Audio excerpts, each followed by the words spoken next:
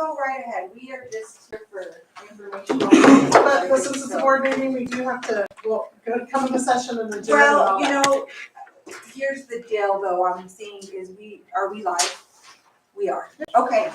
I do not have an agenda, so, It's just, yeah, we are just gonna call this meeting to order. It is, 3:49. And so we actually do have a quorum. Ms. Locust is not here, but Ms. Miles is over there, Mr. Davalos and Ms. Segovia. And so, yeah, I don't know if pledge was on there or anything. yeah, the whole, Okay, the whole nine yards. Okay, so let's go ahead and rise for the pledge. sorry. I pledge allegiance to the flag of the United States of America and to the republic for which it stands, one nation, under God, indivisible, with liberty and justice for all. I Salute the flag of the state of New Mexico, the Zia symbol of perfect friendships among united cultures. Okay, and, next up, we have Mr. Davalos and Decker and Christine, so and Sarah and everybody else, so thank you all for being here. Thank you for all the information we're about to get. Thank you, Madam President, members of the board, Superintendent. Thank you so much for having us here today. We are Decker, and we are the selected architect working on your new elementary and middle school project. And so, as we've been working with the design committee, I'm just going to kick it off here and we'll hand it over to the rest of the design staff. But as we've been working with the design committee, which I see a few committee members in the room, just raise your hands and tell them thank you so much. They've had a lot of hard work working on this project, so I appreciate your guys' input. But we've been meeting quite a bit, going through various options and looking at the goal setting exercises for this project to move forward. And we're happy today to present just the current development of the project and also have an open discussion of the selected options and what those mean for your campus moving forward into the future. We have the slide show. Minimize me here. One sec, we switched from Zoom, so I'm just reopening. Oh yeah, we're of course moving from Zoom to Teams really quick, so not a problem. Thank you, Kristen. And so with that, in today's agenda, we would just like to welcome some open discussion. We're looking to, of course, share the information that we presented to the design committee up to date, and just talk about this as a design team and a district who is representing the community to move forward in the project together and really select the best option for your campus that'll serve you guys for the next 50 years. So with that said, I'm going to go ahead and go with the agenda. We're going to be going through, of course, the just details of the project in regards to the project award options. We've hit a bit of a crossroads in looking at how the design is developed to see what will best serve your campus, and a lot of this is coming from the input we received at our last board presentation update. And with that, we'll just talk about our programming process and the work that's gone into the design options to date. And then from there, break it down to cost figures, nuts and bolts, and take a look at what each of these options mean for you guys financially going forward to select the best option together. And then some site study diagrams to indicate that work and what that means graphically. So before we get started, are there any questions, comments? One, I have a quick comment. We're not able to see your screen. Oh, okay, let us share on our end. Sorry, Cindy. Oh, no problem. Thank you for saying something. Or else So you there would was spend- another voice, I was like. Yeah. Yeah, thanks. Hi. And also, you guys, I'm so sorry that the cameras aren't working with Zoom today for some reason. So I can see you guys. So know that I am, Batul and I are here. Can you see the presentation, Cindy? Yes. Yeah, Okay, it just great. came up. Okay, thank you. You're sharing the screen now, so she's going to see the slide deck, not the presentation. One second. Okay. There, yes. Now I see the presentation. That works. Okay, perfect. And you heard Cindy, we do have our other extended design team members on the line as well, joining us from Albuquerque. Just a few introductions before we get started, but my name is Juan Dorado. I'm the principal in charge on the project. And I'm Kristen Janusz, I'm the project architect. Damien Rodarte, I'm the project manager. Perfect. And joining us from Albuquerque, we have Cindy Terry, who is also the project, one of the project architects, and Batul Begmarati on the phone as well. Okay, Kristen, I'll turn it over to you. Okay, sounds good.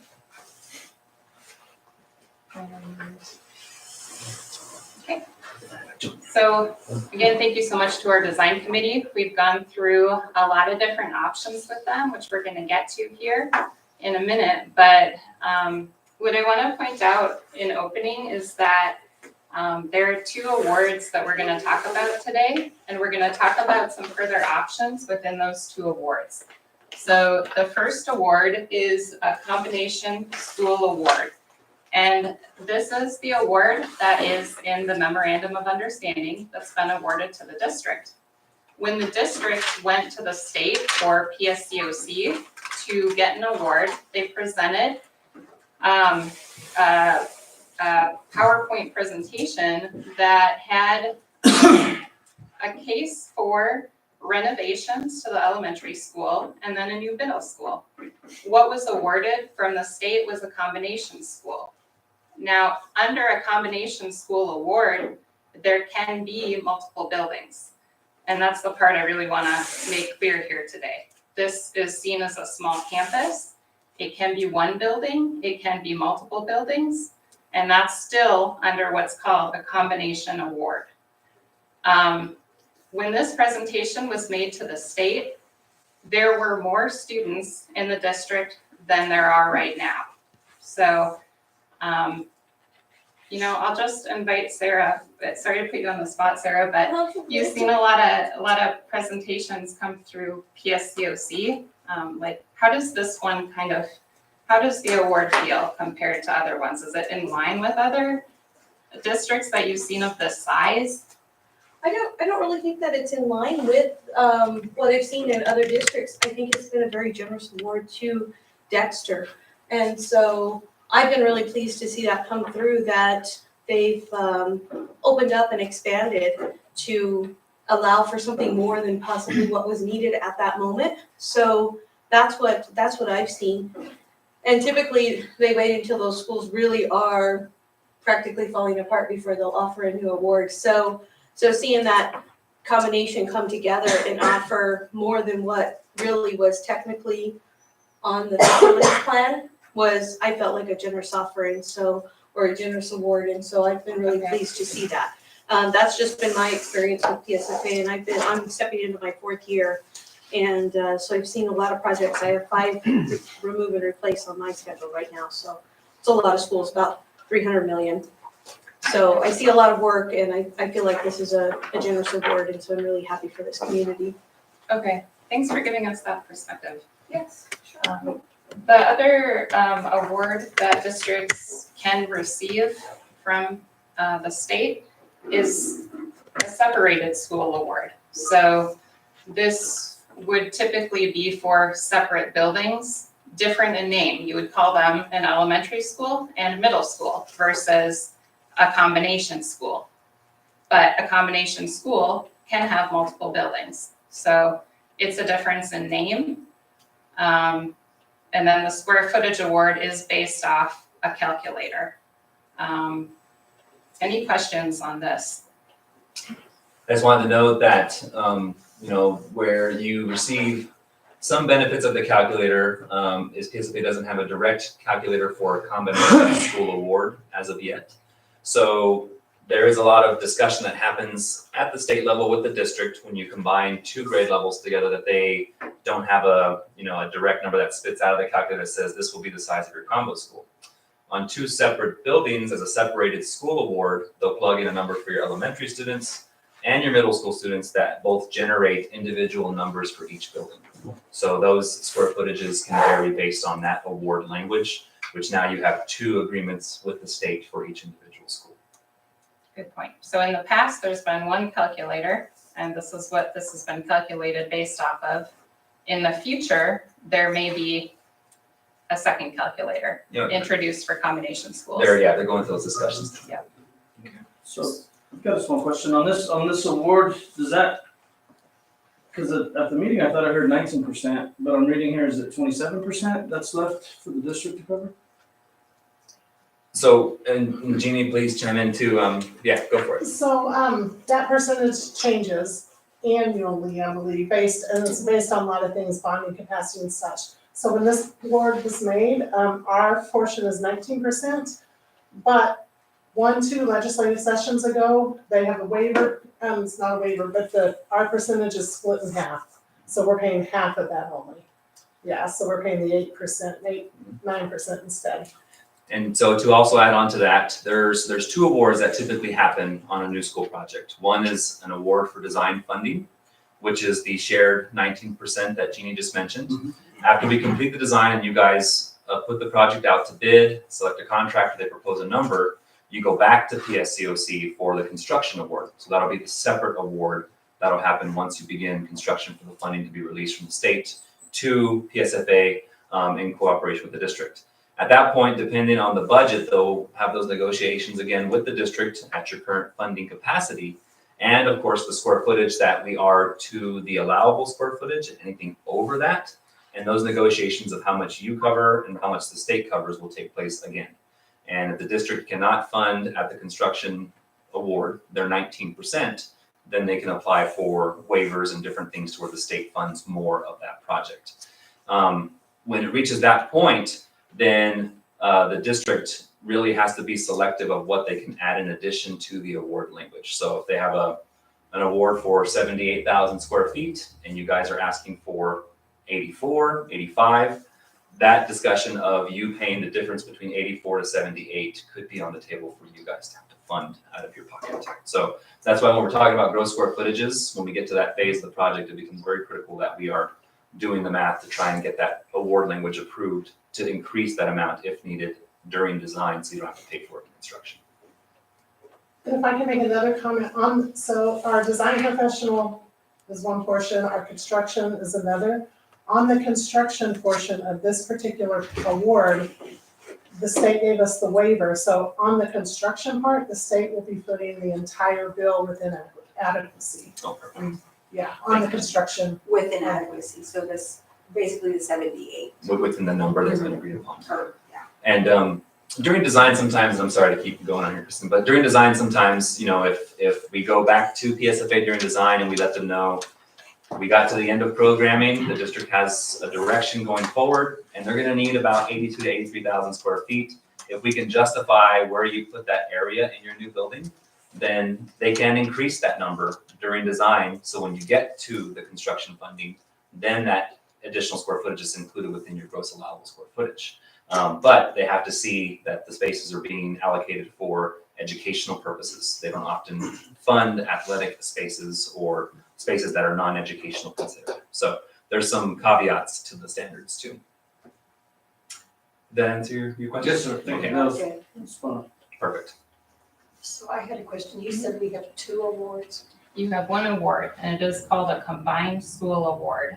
Another type of award that the state gives out is the second one here, a separated school award. And so the way that things were calculated at the time of your award, it was all under one calculator. There's not a calculator for a combination school and a different one for other schools. So So even though this whole time, mhm. we've been planning on it being 2 buildings.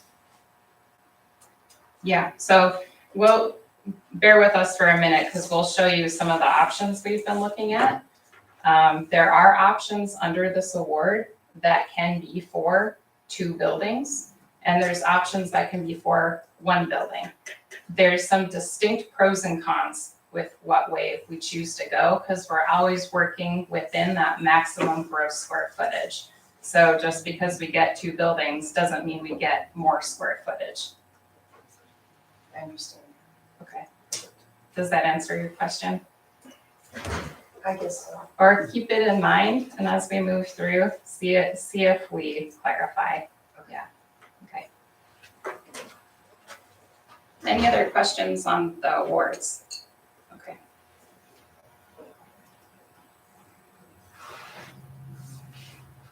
So we've spent a day at your middle school going around talking to your administration, your staff, observing pickup and drop off at both the middle school and the elementary school. And they've shared a lot of information with us about how they want to use their spaces. Everything from this is the brand of thermostat we want in the rooms and very specific things to some bigger picture concerns. Like we have a concern about elementary school and middle school students mixing in the same building. And so we want to make sure that we're meeting all of the needs of the students in whatever scenario is chosen. So it was important to get familiar with that. And in doing that, we've brought that information into design committee discussions and gone through really a lot of different scenarios within both the combination school one building scenario and the combination school multiple building scenarios. So Damien's gonna talk a little bit about that work. Yeah, so here you can see a graphic that's just meant to demonstrate a bit of our organizational method as we move through the programming process. So as Kristen spoke about on that last slide, a big part of our programming process is coming out in person, seeing the spaces, meeting with all of you. Then we take that and we plug it into a master spreadsheet, which goes through a lot of manipulation, and we talk about each of these spaces one by one. Again, with the design committee teachers, we talk about specific square footages for hundreds of spaces. So bear in mind that we've taken all that into account, and that helps to shape the numbers that we're gonna be talking about as we proceed through this presentation and the costs that are associated. I will add, during this exercise, you can see it's really small, but there's several distinct columns where we're always verifying adequacy of space minimums to make sure you guys are meeting and exceeding the state adequacy space minimums in each individual classroom, gymnasium, spaces, shared spaces, library, etc. So we are exceeding those in most categories. But we're also trying to balance that with your maximum allowable gross square footage. So there is a lot of checks and balances here that we go through, even an examination of your existing space, as Damien mentioned, to see what is that comparable classroom size that you know and work in, so we can get as close as we can or exceed that in the new design. And I think, so the school board is clear, there are minimums for each space we go through, as well as a maximum. So we're looking for that sweet spot that meets all the program needs within those state guidelines. Alright, and then the final component of our programming process is a good amount of time spent in site studies. So all the different influences that come together around the site, whether that's site circulation, whether that's access or setbacks from various easements and utilities. We take into account, wind breaks and view sheds and parking, all these things, as well as historical use, that what works currently for the school, maybe some things that don't work. And we move through tons of studies. This is just a screenshot that shows a handful of the studies we've worked through. Again, these are not designs, they're studies, and these will continue to be shaped by the conversation that we have today. And we're gonna show you one when we get a little further on in this presentation today, where we stand currently, that we think may be a very beneficial type of arrangement to pursue. And we look forward to your input when we get there. But just again, an insight to some of the exercises we've moved through. We try to exhaust every option to make sure that when we get into schematic design, we're working with the best possible layout that will maximize the resources you have available. Great point. Yeah, I think the important thing to know about these diagrams is they are just a capacity study of your site to see if we can fit that building or buildings. We haven't gone through the exercise of laying out traffic circulation, but we provided space for them. Schematic design is when we really dig in to come back and present to you all a site plan and diagram. So the shapes of the buildings that you see now, if you're worried about, well, I don't quite like that, it's nowhere near design yet until we get past this program. So it's mainly just looking at what we know about wings widths for double loaded corridors for classrooms, how wide your gym will be, studying if that'll fit on the site. Yeah, and it's like, is this even worth considering as an option? Because when we get into schematic design, we're gonna have a survey, and then we actually know the boundaries of what we're designing within, and we have the program in hand to actually see if it works on that site. But we think we have it's something that's worth looking at and considering in these options. So within these, there's 3 columns here, and all of these columns are under that combined school award, that first one, the one that has been awarded to the district. And that award was for 78,847 square feet, that first column. This meets the MOU amount. Now, we've talked through with the design committee, different program options, and landed on one that's working pretty well. And that one is the one you see in the second column. We feel that there are some needs that the award just isn't capturing yet. We would have to go back to PSCOC in April and make a case for why we need additional spaces. There's no guarantee, but we think we can make a pretty good case for that column B. In column A then, we would need to reduce what we really feel the kids need to meet that award.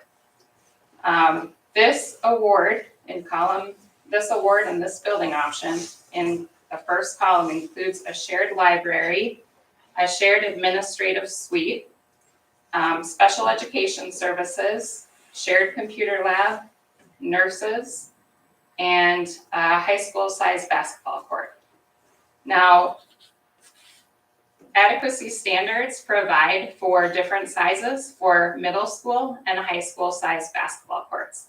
So already, even in the base award, we're putting in something that's a little bit extra, just to be clear. And that would be shared with the elementary school. And again, when I say shared, this could be in 1 building or 2 buildings where kids walk. Included in this is a base CTE. So that would be 2,000 square foot shops, no specialty ancillary spaces for certain programs.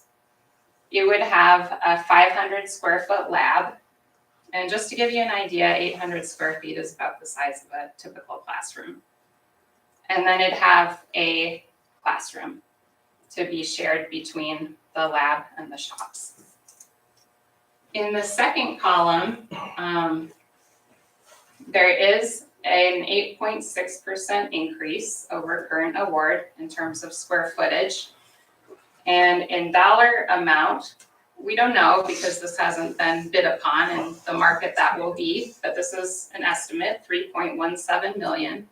And I think the multiplier we used here was the same one that you had in your original award, which was $500 per square foot. Now, that's very likely going to be low. It's, from what we've been seeing around this area lately, it's probably going to be more like $700 per square foot. So it's going to be more than this. Hopefully, the state would agree to apply that 100% match to this amount. But again, that's something to be discussed a few months down the line. Want to just add, you can see the spaces that Kristen's going to go through now. But the thing to note is that these are educational spaces. So, which is why, in discussion with our past kids of experience, also the RMs in the project, looking at these spaces, we're not saying that your gym is oversized or we're providing a special space that is used as, let's say, a pull-out space or breakout space where students aren't in during academic periods of the day, which is why we feel that ask is potentially pretty positive that we will receive that increase. But like Kristen said, there's no guarantee. We have to go through the exercise of meeting with them.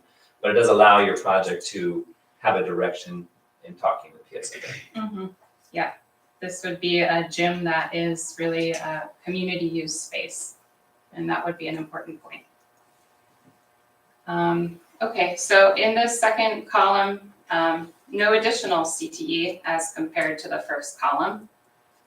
And then on the third column, option 1C, we go to 96,600 square feet. And then this would be a 23% increase over the award. And that would be at least 8.71 million likely. This option includes things that would be really great for the students to have, and is something that we could also bring to the state. And we're gonna keep them broken out in another column because there's the chance that the state could say no to those things. But what this would include are some additional, expanded wellness rooms. Classrooms is listed here. I think that's from the health science classroom, probably, the additional classroom. Expanded PT/OT space. And then within the CTE, dedicated tech ed computer lab with storage and build lab. And that's where you do your soldering and things that you currently do. Dedicated commercial kitchen and meat processing area with ancillary space requirements and a classroom. And then expanded welding and construction shops with ancillary spaces and classroom. So we'd love to see that all make it into the building. And, you know, we understand that the state is sympathetic to CTE needs. So I think we can make a pretty good case for that as well. But moving forward with the design, if we were to go ahead and just design for column 1C, we'd be taking a bit of a risk in doing that because it may not be approved in April. So that's the downside. We'd all like to see that one though. So this is quite a bit of information as we're looking at each of these options. So we can kind of pause here, see if anyone in the room has any questions that we can go through and respond to. I'll ask. So just a clarifying question. In a utopian situation, in a perfect world, right? The discussion has kind of centered around option 1C, I think. Mm-hmm. That's sort of where we've spent a lot of our time. Yep. I was always under the impression that the CTE space, because Miss Sarah is so knowledgeable and understands like the CTE want really aligns well with a lot of state initiatives in this moment, which is why, again, we've spent time with that discussion, but still under the understanding that even though we think we've got a solid case, they could come back and say no, correct? Yes, that is always a thing that we have to consider. And I remember you saying though that you were really confident that we could make a really good case for the CTE space, which would then add, if my math is mathing, like almost, 18,000 square feet. But I think there might have been some misunderstanding with that with some of our other team members. The CTE space isn't 100% deal yet. Should we be awarded that additional square footage, that's not going to take away from square footage in other spaces. It would be extra on top of the 78,000. Correct. And so I just want to make sure that I'm understanding and then maybe put that in some different verbiage so that everybody understands if we are blessed to be awarded that additional space, we're not taking away from that 78 to put it in CTE. That would be a blessing and extra square footage we would get, which would service not just middle school, but high school as well. Well said, yeah. Okay, thank you. And the adequacy standards do safeguard you in that way too. So specific sizes of classrooms and based on student counts, things like that are, we have a planning guide that says, hey, this is what this amount of students need to have. So yeah, the CTE is always in additional to that. Yeah, for sure. Thank you. So with it not being awarded to the high school per se, are we likely to get that because primarily middle school and high school would be solely using that, not elementary, correct? So this is a middle school award too. Right. So yeah, we still have to consider middle schoolers and take care No, of them. yeah, I said Yeah. middle school and high school. Yeah, so yeah, it's just it's not really gonna be probably used by the elementary school, but because you have that aspect of your middle school on there, that's the, I'm saying, is it likely because it's gonna be centered for middle school and high school that we would get that? no, it's likely because we're being very favorable towards CTE because we see the benefit throughout the state and what that's doing for the children that possibly don't wanna go to college, things like that. So we've really seen a huge benefit to New Mexico children in general. Well, just yesterday, you had the governor give her address, and she spoke specifically on CTE being the primary focus of where education needs to go in the state. Yeah. So Yeah. we're right on that. Yeah, we're centered on that, definitely, so. I have a question. If the CTE is going to be used by middle school and high school mainly, then why aren't they allowing for the cafeteria to be remodeled? That's a great point. So we had that discussion. The award is specifically for the elementary and middle school. If it wasn't a campus designed or it's laid out like y'all's is now, and we were on, let's say, a different site with no adjacent cafeteria, our program would have to include in that square footage total a new cafeteria and a new kitchen, which would pull from some of your other spaces that you have wanted, like a larger library, of course, the gym space, some of the base CTE areas.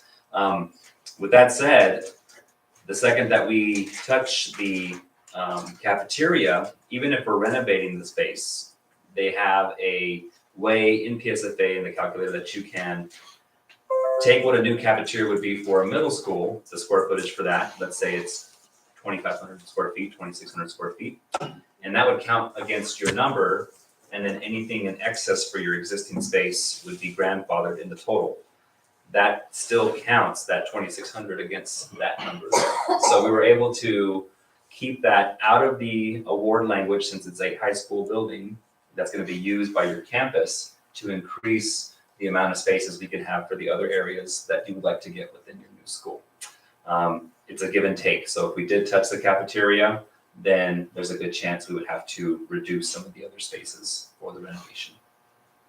Whether it's new or renovated, it's counted the same within your total gross square footage. So it's great you already have a cafeteria that could be used because it allows that to be used in so many other spaces. So thanks to the design committee, we've come to understand what spaces are priority needs. And then thanks to Sarah being a part of our meetings with PSFA, we've come to understand what possibilities could be to get more, possibly. So could we say that if we, I guess I don't know how to explain this. Because our cafeteria, when we were there at one time. We had to go through a lot of manipulation and times and whatever. And there was not enough room for all of us at the same time, right? So if we keep it the way it is, we're gonna go through the same problems all over again. And so, and I'm an advocate for elementary. Elementary is gonna be the one that's gonna go on the wayside, and then everybody else is gonna get what. Yeah. So and I'm sorry to interrupt, we've actually kind of talked about this, Dr. Graves and Mrs. Harris and I. We would, and Mrs. Montgomery, we'd actually go in there, we'd remove some of the booths, possibly some of the trophy cases to actually give y'all a bigger space over there. That way we could keep y'all separated like y'all are wanting to be, and then you wouldn't be intermingling with the others. Well, just bear in mind, you can always come back to the table at a later date if you wanted to do a renovation project on your cafeteria. They would have to be under the high school because that's where it's allocated, but you can definitely talk to facilities, Larry, talk to him, see if the cafeteria is eligible for any funding as far as a remodel or an upgrade. So but that would have to be something separate. Thank you. And I don't even know where your building is on all of those things because I don't do facility master plans or keep up on facility maintenance. But yeah, you're always welcome to have that conversation with Larry. Okay. I can set up that meeting for you. So I guess just to clarify, right now we're looking at the cafeteria being everyone in the same cafeteria and no multi-purpose room with like a warming kitchen or anything for elementary. It will solely be all in the one cafeteria. That's correct, within The all, one, or all yeah. of them. within all three of these scenarios, that is the case. So we'd be looking at probably another 2,600 square feet if we wanted to do that. Could we take it from somewhere else? Yes, we could reprioritize and make that a priority. Yep. Yeah. Where the priority was set was getting a gym to the size that you could have two multiple gyms on campus of the same use, right? And so we combined that multi-purpose room that you would get in an elementary school into the size of your gymnasium for the middle school to make that space bigger. If we made the gyms a little bit smaller, we could separate out a multi-purpose room again and have maybe a potential warming kitchen for flexibility. And kind of schedule gym and cafeteria functions simultaneously with divider. So what is the square footage for a typical high school size gym? So what are we looking at? Yeah, so And then what's allowable for middle school gyms? And then what's allowable for multi-purpose rooms? middle school gym, I think is 5,500. And high school gym, I think is 6,300. So to follow up that response, the one thing to note is that in the 78,847 square feet, that is your space within adequacy to lay out your building however you want. So you could, those are our minimums for the gym. You could make your gym bigger, reduce the classrooms, or have some of the spaces come off the list a bit more to make your gym larger if you're within that square footage. The second that we go over that, then PSA wants to have the discussion of, okay, you're prioritizing your gym space and you're over. This is non-academic space. So the amount that you are over adequacy, let's say it's from the 6,300 Yeah, to. and that's off the top of my head, give or take. Yeah, a it's few close. thousand, but yeah. It's really about close, there. yeah, so from the six, let's say 6,000, so I can remember that number. Yeah. Of the 6,000 number, your gym is actually 8,000, you're 2,000 over in your minimum gym requirements, Mhm. and you are an additional 5,000 over your minimum or your gross square footage award, you may be on the hook for that 2,000 additional square feet out of the district pocket. So that's the numbers you have to play. What is the minimums for the multi-purpose space? What are the minimums for that? 2,400, I thought, that's the number, I can look these up, but. Yeah, I feel like I did see that in the sheet, 2,400. And that's something that I think the elementary would need is the multi-purpose room. Mhm. You know, And that not is- for eating and everything, but I think they would need the multi-purpose room for the PE and things like that. and I can confirm, we do have 2,400 in I these think I programs think for I did that. after you said. But is that adequacy? Probably, we probably went with I'll look it adequacy. up now. Yeah, I guess our concern in the elementary is because there's PE classrooms going on while we're eating as Yeah. well. So we need that definitely separate space. And then especially now that it's been cold, again, we can't take them outside. Mhm. So we have 3 different grades, 2 different grades, 2 to 3 different grades in that gym, Mhm. and it's packed. Mhm. We hear you, because the high school is also using that gym. Mm-hmm. Now, one thing we've seen for scheduling is we can put a divider curtain down the middle of the gym, so you can schedule more classes in the same space simultaneously. But are we talking about a gym size or a multi-purpose So- size? That would be, we could put the square footage where you want it. We could either, create the larger gym with the divider curtain, or maybe create a bit of a smaller, what we call full-size gym, using a smaller court size, and then reallocate some of that square footage to the multi-purpose space. It's kind of a shell game at that point, but whatever works best so that we can make sure we can schedule all the classes. So to answer your question, a minimum gym size for a middle school is 5,200 square feet, and that's the minimum. Plus you get an additional amount of square footage for seating in the gym. And so that totals about 6,300 square feet. So that's for your bleachers and some of those different things that we calculate based on the student population size of your school.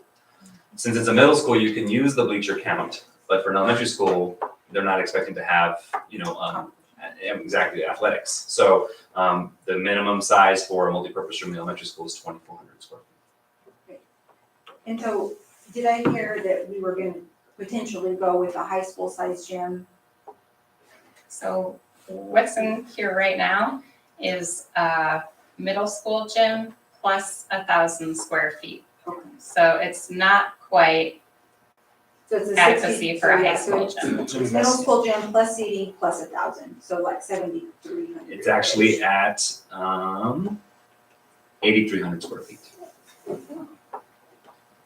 For high school?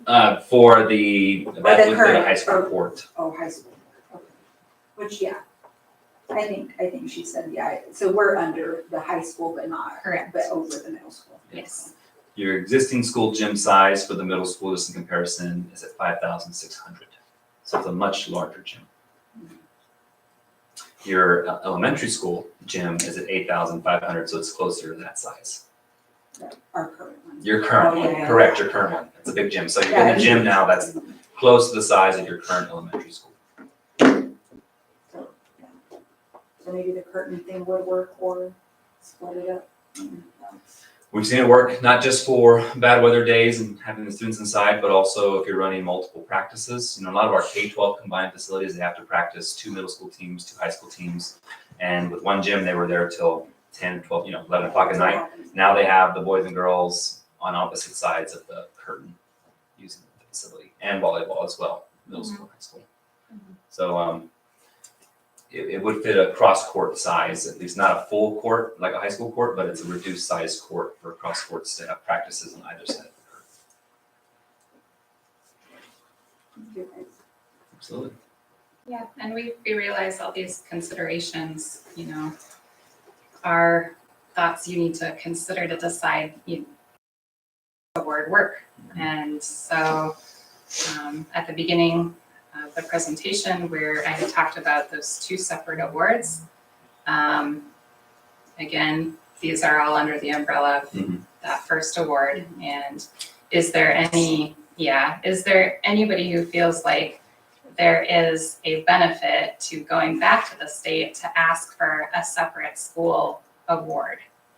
Now, I didn't explain earlier, but if that decision is made, you go to the bottom of a waiting list. I don't know when you would get on the state's agenda for a new proposal. It would delay the project in the tune of how many years, I'm not sure. But that would be a major drawback for what, you'd get to call one an elementary school, one a middle school. Maybe you'd get more square footage, but I'm just thinking based off the fact that the state never approved that award to begin with for a brand new middle school and renovated elementary school, and population numbers have decreased since then. I think it's unlikely. The other piece to add to this, which PSFA, Sarah, you can jump in anytime, but for districts that are doing 2 awards, the likeliness of getting a waiver for both is not happening. So if you're doing a combination school award, Jeannie mentioned that you've already received the waiver for the construction fund at the state covering the cost at 100%. Or if you went back for 2 awards, maybe you get one covered and the other one the district's on the hook for a lot more money than it would be at the current split.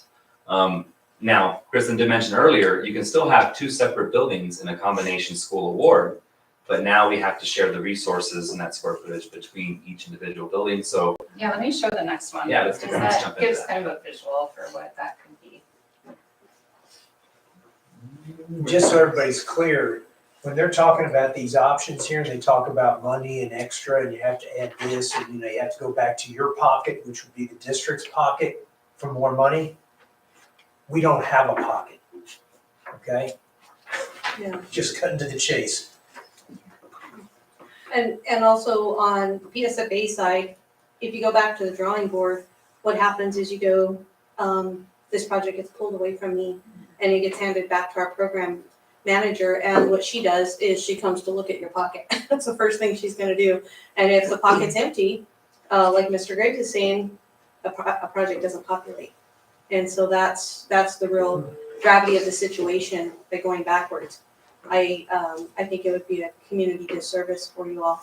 With as many projects as I see and all the ins and outs of the project, I really think that you're in a really good position right now to move forward. And No, and I think that you guys have clarified really well that it's one award, that it can be 2 buildings. I think that that was a super huge concern for many people, and so thank you for clarifying that. I think that that's alleviated a lot of, I mean, not to say, right, I mean, we don't know, but, Yeah. right, I mean, at least it's in the books, and square footage and all of that can be maneuvered as far as eating spaces and workout spaces. Exactly.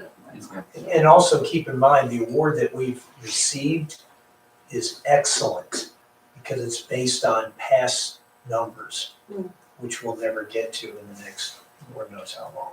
So we're in great shape by moving forward. Yeah, good point. Yeah. Okay, so this diagram, we located on the site where, currently your middle school is located, and that's shown in the dashed line. So to the west of Lincoln. And what we wanted to show here is that we can separate students and student traffic. We've done this on other projects. So we're showing elementary school wing, middle school wing, and then a central area of shared function. So there probably within the square footage allotment be some shared function still. But that's the beauty of it. You can have larger spaces so long as the elementary school and middle school share them. But classrooms, they can remain separated. Main corridors can remain separated. And however you want to link these things, whether it be through secured covered walkway, whether you want to detach these spaces, whether you want to keep them all under one roof, we can basically do it with this diagram. We can look at it when we have a survey and see if there could be 1-story option, 2-story options. We can still do that and keep the kids, in separate areas. And interior as well as exterior, so separated play spaces as well. Good point, Separated drop-offs if needed.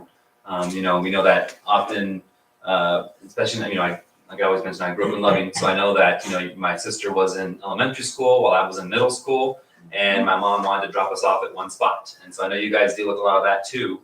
And so those discussions as we get into schematic design can start to come into play. But at the very onset of entering the school, one grade level goes one way and then the other school goes the other. And they are in their separate wings in the combo school option. And you can see there's, the streets are drawn in a dark orange color, and then there's kind of a lighter orange street going across there where Clark is. And that's something that we've had discussion with the design committee about. We may be able to capture those easements within the property in the future, so that can all act as one campus, and there's not a street that's dividing the campus. That'll help unify things. Are we looking at that space more than we are where the round building is, just because it's a bigger space, or It's because the cafeteria is on that side of the street, Gotcha. basically, then kids don't have to cross the street as much. I will say we studied both sites and looked at the option for potentially 2-story across the road. When it gets into the play space, we have to really lay it out at the schematic level to see how that space will work with the building there. But we don't want to negate the use of that site out the gate, because the survey may yield something that we want to avoid with the site on the left, right? With the adjacent railroad track, there may be an easement identified that we have to be back, so many, like 100 feet. Yeah. And that would eat up from that middle school viability space, which means we'd have to revert potentially back to the other site. So both sites are an option, but for this diagram, we definitely showed it closer to the cafeteria to avoid crossing Lincoln. And Yeah, even- which makes sense for the little. I don't know what it was. What's the reason? Oh, sorry. Which makes sense for the little ones, I guess, just thinking of like CTE spaces, I know we were saying like, we wanted I guess, right, would be so you could have a clear view from middle school to high school, but that's still gonna be blocked. And I guess those are later things, but. Yeah, CTE is something we can, I know we're sharing it with the high school, so there needs to be an easy connectivity there. And we're gonna consider what is safest for the students. So one potential solution is we could have fencing with openings at certain locations. So kids aren't just walking across the entire campus, but they either need to cross at a crosswalk or, at a safe place in another location, but kind of limiting those. And those can be done with access control timing. We do this all the time for campuses to where if you have passing periods, then the gates unlock for 5 to 6 minutes while the kids cross during the period passing. At the end of the time frame, they lock again. And so that can be extended to your site elements as well as your building and building entries. But that's another tool that once we get into the actual design of the building, we can look at those points of observation and student traffic as they move through the campus.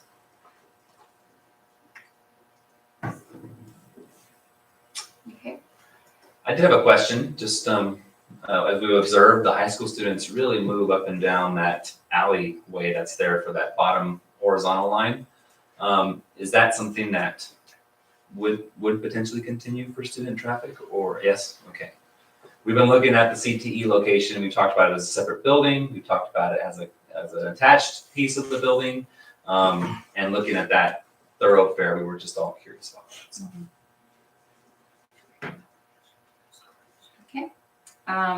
Any other questions? Did we finally figure out if we're gonna be using the Clark Street to be using it? So, great question. It's under investigation right now. So we've shown it as a lighter line because in discussions, at least with the design committee, and Jeannie's also talked to the county about a few spaces that we're looking to capture as part of this annexation into the district site. Clark Street, we'd have to just examine utilities, also to speak with the city, get the survey completed, and then go from there to see if that would be a viable pedestrian crossing. Right now, we think it would be because you already have a piece of it that you use as part of your district. You fenced it off right with the vehicular gates. And so that additional piece between your auditorium, tennis courts, and your high school as a means of crossing is some next steps to dig into with the survey. But that is still something we're looking at. And if there are utilities, but you're able to annex the property into your own, those easements just have to remain with no building on top of them. We can do flat work, but the county or the city has to be able to, the village of Dexter has to be able to dig down and repair those as needed through those utility easements. So we may not be able to build a building per se if you annex it to your campus. We don't know that yet, but we'll have to find out. Thank you. Yes, ma'am.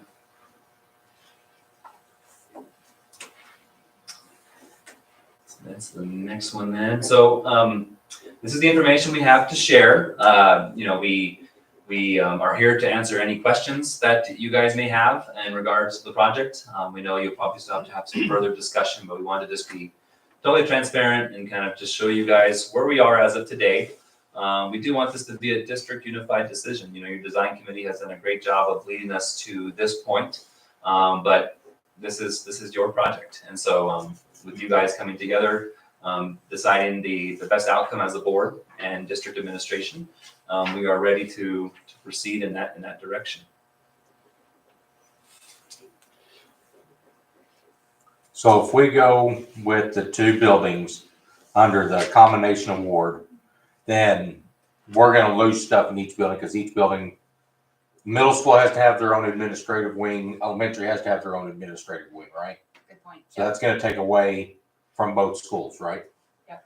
Whereas if we combine them and put it all in one area, now we've got a bigger area, am I right? That's right. Correct. You can still have the separated classroom wings, but now that Right. shared space is centralized administration for the combo school, gym, potentially some So of those shared just spaces. saying, if they say in the combo build, we can make that admin office 400 square foot, but if you separate them, now they're only gonna be 200 square foot, right? Something like that? That could be the case, correct, and it may not, 200 square feet, I know you were throwing out a number, Yeah. but that may not be enough. We'd have to really look at each individual admin. Right. and it'd probably end up being between 3,000 to 4,000 square feet, just by the time you get, all of the nurse's office, you get the administration offices, the bookkeepers, the attendants, everyone in, it does start to add up pretty quickly.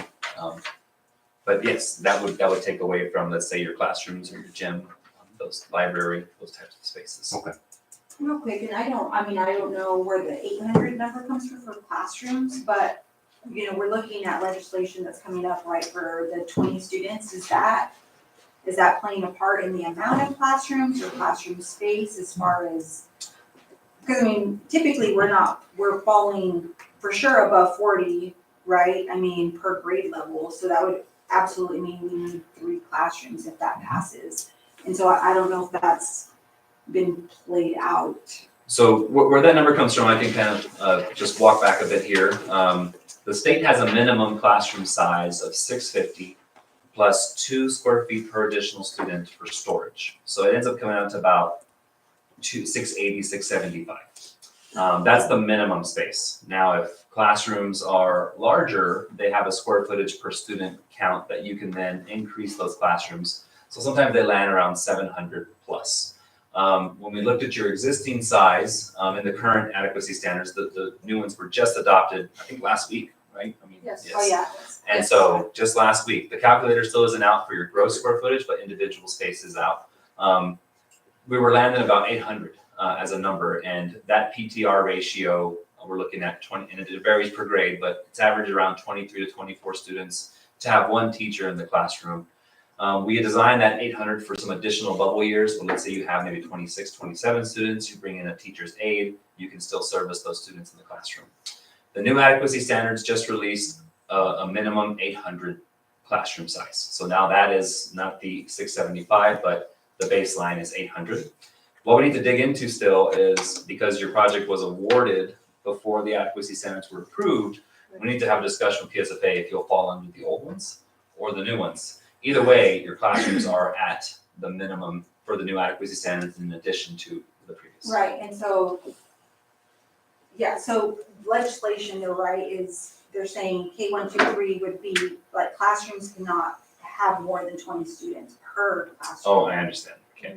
So that's where I'm kind of trying to forward think some, because that would change, right? We're thinking, oh, well, 800 could fit in between 23 and whatever, but what if this passes, right? Then you're not allowed to have 23. You are only allowed to have 20. So that would automatically force us to have 3 extra classrooms. You know, even if we're at 45 students, that still means we have to have an extra classroom. Right. Yeah, so let's go back into individual spaces now. So your pre-K spaces, as of right now, we're calculating between 13 and 20 students for that 1 to 20 PTR range, right? So we always just pick 20. And so your 3Y, 4Y, pre-K, and kinder spaces are all 1,000 square feet plus. So they're about 1,000 square feet 40 in the program. So those are larger because those programs come with more stuff, right? The kids have different areas and different things. So those are larger than your current spaces now, which are 918. As we go down to the 1st through 3rd grade classrooms, we actually add in the storage and make the classroom a single space with organized storage, which is like sliding marker boards and deep casework. Those are actually 840 square feet right now. And we use the calculation of 17 to 22, at least at the time this was done. So with those standards coming out, we've looked at that 20 student range and programmed 8 classrooms for your 1st through 3rd grade range and 5 classrooms for your 4th through 5th grade range. So there is some fluff built in for those larger student years that you'd have more classrooms, or the way that we lay out the plan will account for bubble years that, let's say you have a huge 3rd grade population and you have to pull from some of those spaces. The classrooms at the 1st through 5th grade level are non-age specific. And there's some casework nuances that we'll have to talk about, but you can swing a classroom from one grade level to the next to make those spaces work. So there's only 5 classes for 4th and 5th grade?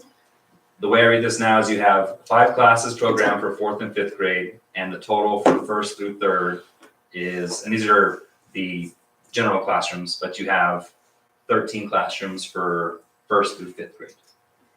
You said it was 840, but this one says 800.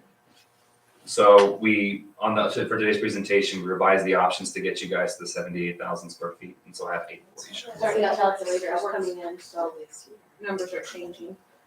what you're gonna think. There's an option anymore. And that's something that I want you to know that I will advocate for Dexter, is that even though this calculator is coming out now and it was after the award, I have no problem asking for that. That's an ask on my list for you all, is when we go to council to ask for extra square footage, I also want to ask council for that calculator to be populated into this project. Because it only makes sense, you're right on the cusp of it. Right, I mean, I don't know if we have Getting any shifted, so- classrooms, 1, 2, 3 that I are don't under understand. 40, do we right now? So fifth grade is at 45, but we have to keep in mind that was the COVID class that started kindergarten, so we had a lot of students go to homeschooling and we didn't get them back, but all the other grade levels are 55 to 60. So that would automatically mean 3 classrooms if legislation passes, 3 classrooms per grade level. That's where my concern is. Understood. Does that make sense? It does, Yeah, yes. so fourth and fifth would need 6 classrooms. Right. Yes. As of right now, we can accommodate 296 students in 13 classrooms. And that's just first through fifth, that's not including pre-KK. And if something changes on that end, because, let me know, let us know. And then, if it's something we have to rearrange and it's an ask, I can know about it. The session will start soon, I don't know how, I mean, we can track that bill, I guess, right, but. Oh, so we'll know right when you No, are out of that's- session. Oh. Yeah. And I foresee that one being pretty hard, because I mean, they're spending so much money on education, right, you're paying teachers more, but classroom sizes are ginormous, 27, 28 kids. You want to bring them down, that's the only, right, it's a science experiment, okay, you're paying teachers more, that didn't work. So now what's the next step, we gotta bring class sizes down. So you also have, some, I would say, other classrooms, right, so like your art classroom is 1,000 square feet, which would house some of those students. And then you have the music classroom as well, that would house some of those students. And so there are some additional classroom space that are not part of that first through fifth grade total that we're looking at. The discussion of flexibility for those and how those program into use for students and student population, we're going through right now with the utilization studies in the program to see how that would work. So maybe what we do in our calculation is we'll just show you guys for full school utilization, how many students are in each classroom to double check these So numbers. if one year we have several students and need more, they're like, oh, well, this year we won't have art because that needs to be a classroom. No, that wasn't my Does that make intention. sense? I'm sorry. I didn't mean it like that. I meant that a portion of those students in that classroom would utilize art, right? And so depending how your schedules are set up, and again, at the elementary school, they're in a homeroom all day, so maybe that doesn't make as much sense, but Okay. good point. So yeah, maybe we could talk about that then. Okay. I just wanted to make sure that was out, just because, right, it's gonna be a bill that's. Consideration. It's gonna be a huge consideration. I mean, if we only have one grade level at 45, that's gonna be, so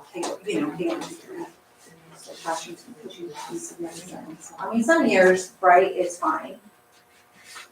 But not if you only have 5 classrooms for those grades. Does that am I making sense? It does make sense, Okay. yes.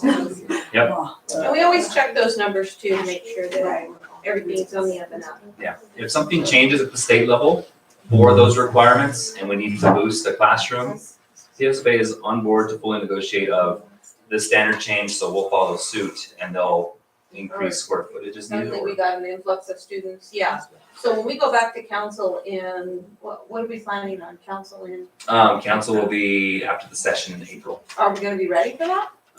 It depends on today's discussion, Oh, but yes, okay, I think okay. so, yeah. But by the time we get to the end of programming, that gives us, being the end of January, an additional 2 months to prepare for that. Okay, do you think we'll be ready by that time? Yeah, so then we can take a look at numbers again. Let me correct, I'm sorry. PSFA in March, and then depending on that council in April, May. Thank you, I didn't. Yeah, You're speaking of the council, not the PSFA picture, right? yeah, no, I'm talking about Council, right. Council, because if we're going to council, we'll need those, Right. we'll need all the information. If we are able to wrap March up. 14th, I think is when is it? No, It's it's Okay, is it March? The session. I think it's March, yeah. We'll talk to those in scheduling. Yeah, I don't think it's anymore. Maybe it's April 14th.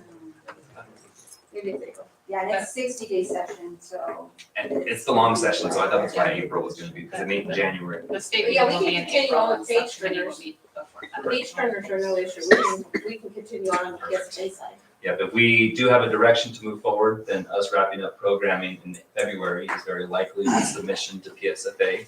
And then from there, discussing the options of going to council and then lining up the dates to do that would be the next step.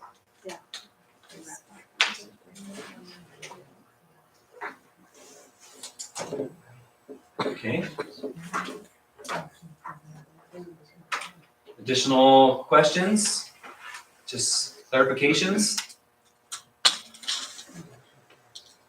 Did we answer your I have a question? question, so with our this project, 2 buildings, can we stay at the 9,000 square foot? I didn't hear it, sorry. With having 2 buildings with this project, Um, can we keep it at the 79,000 Yes, without losing? we have to adjust that program. We really Yes. think we need though. It would include, I mean, the details below, there would be some gives and takes on that. So if we're on column 1A, which would be the close to the 70,000 mark that you mentioned, there would be some cuts to come back to get to that amount. But, you know, if the combo school option is selected to move forward, column 2 is where we'll probably target for negotiation with PSFA to get that 85,250 moved into your awarded GSF language. So then the line would essentially move with you for state advocacy. And option 1B will have the middle school with the full-size gym and then the elementary with the multi-purpose room or a gym. Option 1B, you said? Oh, sorry. 1B. 1A or 1A or 1B? 1B? So what? Either one, so- All of the options have right now that middle school plus expanded gym size. And then they have a multi-purpose space. But what we've been calling a multi-purpose space, actually, it's really just a small gym. It's not gonna function as a cafeteria in the current square footage. So it's like an elementary school, small gym, and then a middle school gym plus. So that's the 2,400 square feet that you're speaking about. Correct. And I think the question that we've been hearing is that could that space be used as a space for eating, cafeteria, or an additional exercise room? Is that why you're here? So there's 2 spaces, or you were just verifying that it's still in the program? I'm just wondering about the gym space because of PE. Understood. Because we have the 2 classes going at one time, Yes, so. ma'am. Okay. Thank you. On those other buildings that we went to go see, didn't they use the multipurpose room for cafeteria and They PE? did. Yes, A ma'am. lot of them do. They have the pull-out tables from the wall. Right now, they're scheduled at capacity, all periods a day, 5 days a week in the elementary school gym. So they need gym all the time to be Right. scheduled. So we'd have to expand that space to basically twice its size. Mhm. So it could also function as a cafeteria with a divider in the middle Or modify the schedule. and send some people to the middle school gym. Gotcha. Okay. So it would be a scheduling discussion, but if you opened up that period for lunch, then the flooring we would use in there could be multi-purpose to where you could have it Kind of like as set up, take down, type. correct Yeah. or fold away. Right.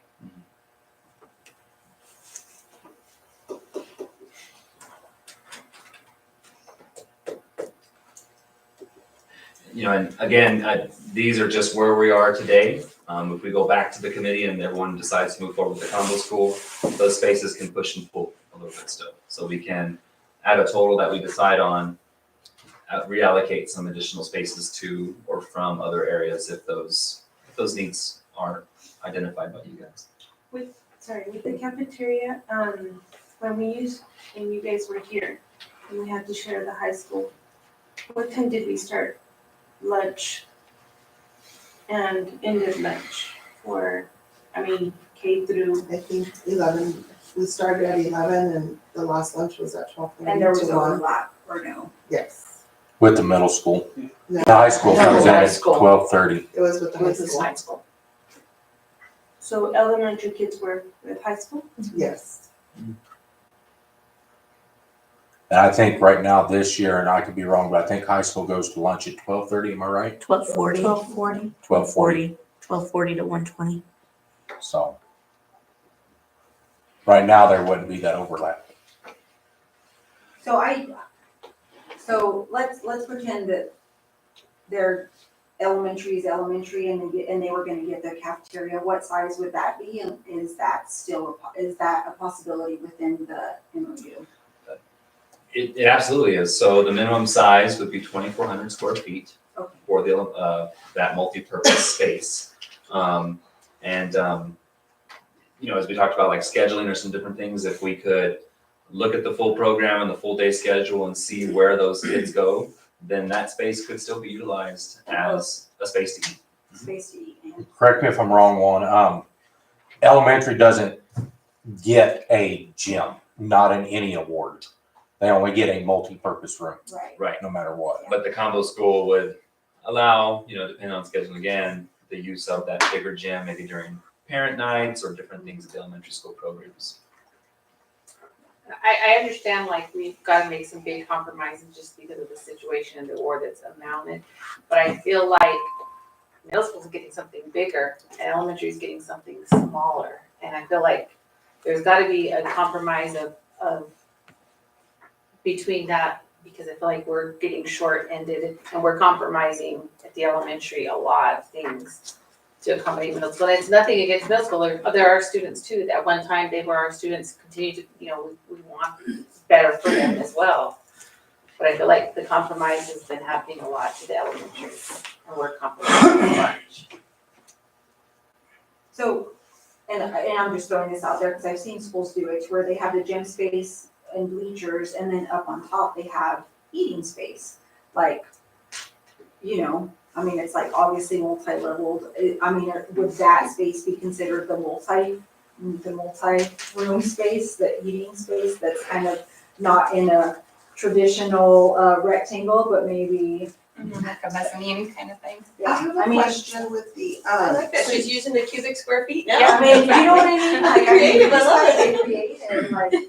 Creative, because I want all kids to have great things, but at the same time, and for it to be a great community space, and so how, and I don't know if you guys have been to JAL, they have it that way, their elementary, and JAL's different monies, we all know that, right? They function off a lot of other things that Dexter's not getting, but, right, they have the gym, they have the bleachers, and then they have I think it might even just be on one side where it's like kind of just eating space, just like little dinettes or little thing. I don't know. I'm just trying to, because I do feel bad that elementary would have to be in the same, elementary lunch is way different than middle school and high school lunch. Like it's just a different, and to be sharing those meal times with them, it's tough to see what, it's just. So Chris mentioned that elementary doesn't get a gym. Is that why the schools we visited that were built in Roswell, they kept their gyms and built around it? Is that possible for this space over here to keep the middle school gym, remodel it and build around it? That And is, keep square footage? that is an option, so. Just leave it right now. Or what, We'll yeah, worry whatever. about it later. Because I know a lot of schools in Roswell, they kept their gyms, like Del Norte. Correct. They built this huge school, but they kept their old gym. Is that why they're doing that? Is that a possibility here to keep the middle school gym for the elementary? Yeah, great question. So the example I can give is we're doing a project in Springer right now, and their gym is massive. It's around 9,000 square feet. Combined K-12 school, but they elected to keep their gym because the new gym they would get would not be the same size as their existing gym.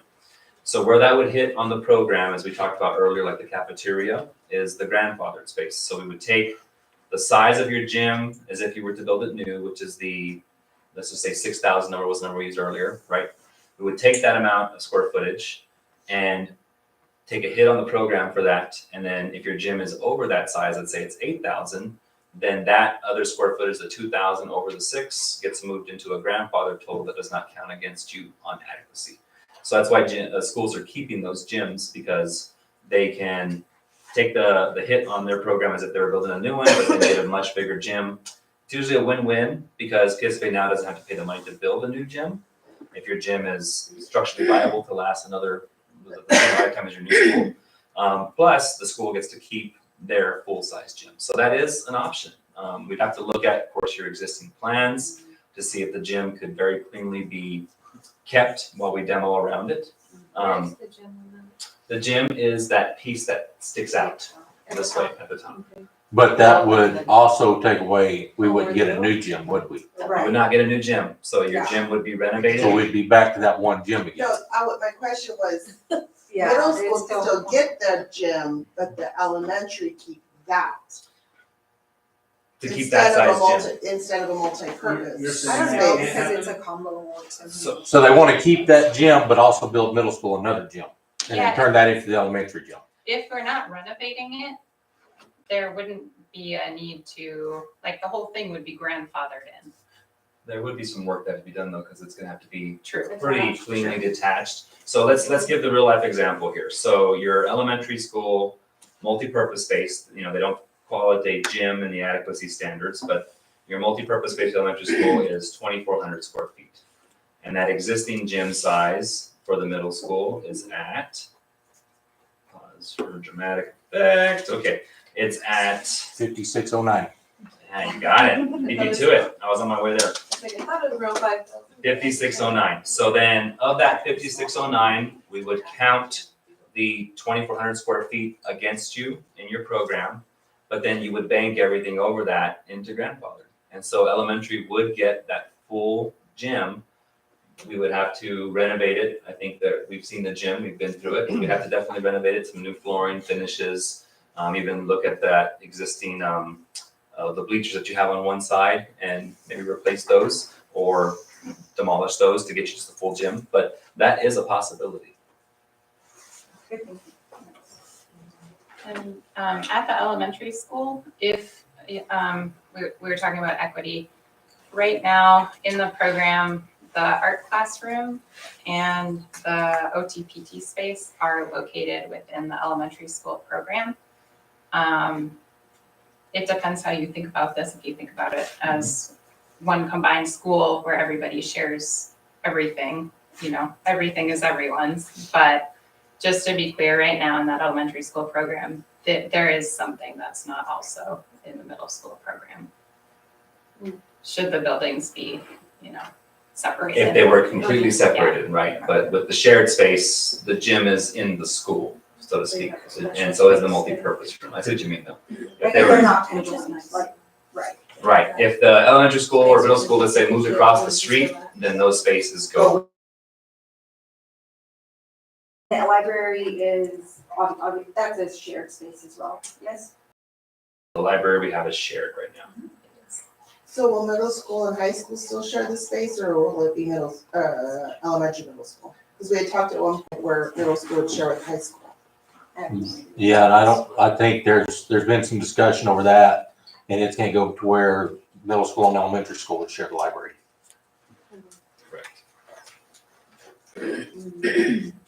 So if you did separate buildings, where would you put the library? We'd have to chop it.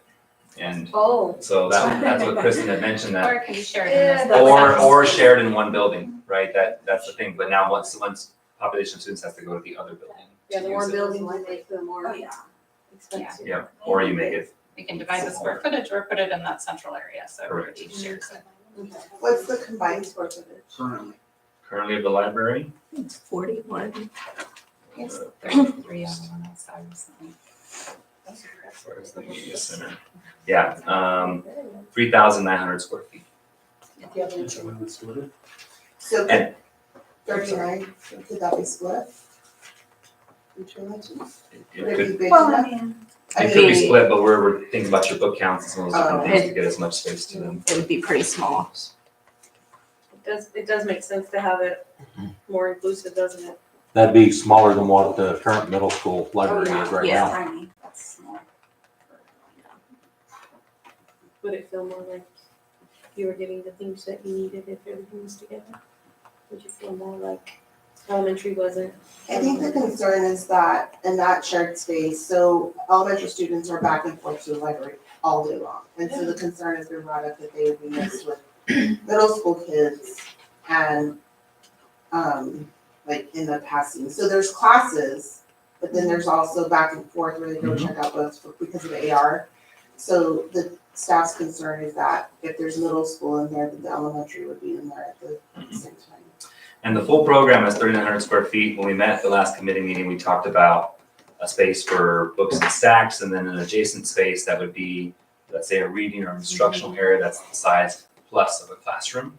So then you could have potentially 2 means of circulation in there. What that would look like, we have to lay it out, but we have to definitely address or talk about all those concerns of what if we have both grade levels in here at the same time. Does vertical space count?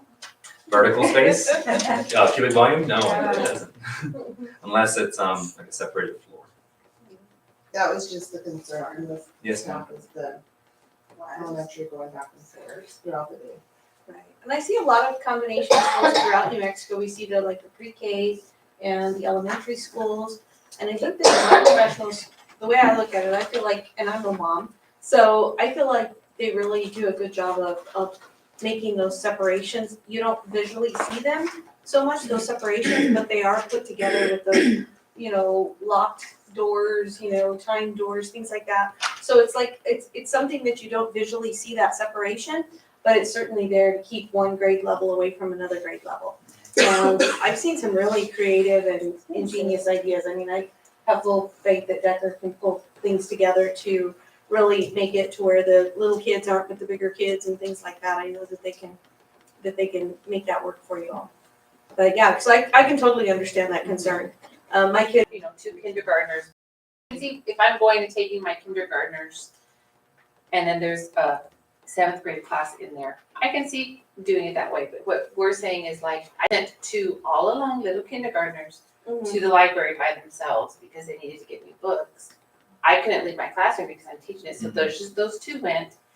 And if they're walking and passing to, 7th graders or, whatever, that's what we were saying our concern was. Well, I think Decker could make it to where there's 2 completely separate entrances. So elementary could come in this way, and middle school could come in this way. And you could set up that library to where basically you run a set of bookshelves down the middle with the librarian desk in the middle. Like a dividing So they wall. can't, circular. yeah, they can't get Yeah. each other. And the Yeah. corridors wouldn't jive together. And that would also keep the collection separate. Yeah. Yeah. Yeah, and we will produce several design options, taking your concerns and comments and trying to address those in the design as much as possible. The thing that never ceases to amaze me as many schools as we've built is that the magic really happens with you guys, right? And so when you get into your new building, finding the way that it works best for you, even if it was designed a certain way, to have that flexibility to adapt with you and change. So let's say, we had the library shelves laid out a certain way. Once you guys use it, giving you the flexibility to change your library around to say, this works a lot better for us. I think those types of things are still going to have to be vetted, look at the options. Could we change it to this someday? Great. If not, this works great. Those are the types of discussions that when we get into schematic design, envisioning yourself now in a presentable floor plan is going to be very much a big exercise. And then, moving in and visualizing the space, we'll do 3D walkthroughs and make those changes live with you guys to see how the space would potentially work for what you need. But there may be some operational things that you could do in your previous school that we'll have to talk about and see how we can get as close as we can to make those the same. But I think as administrators, we're gonna have to be willing to be out of the box thinkers in the fact that we're probably gonna have to change some process and protocol. That's okay. We'll figure it out.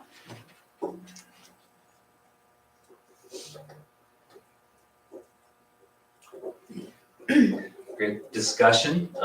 Any additional questions or discussion for us today? We're here for you guys, so.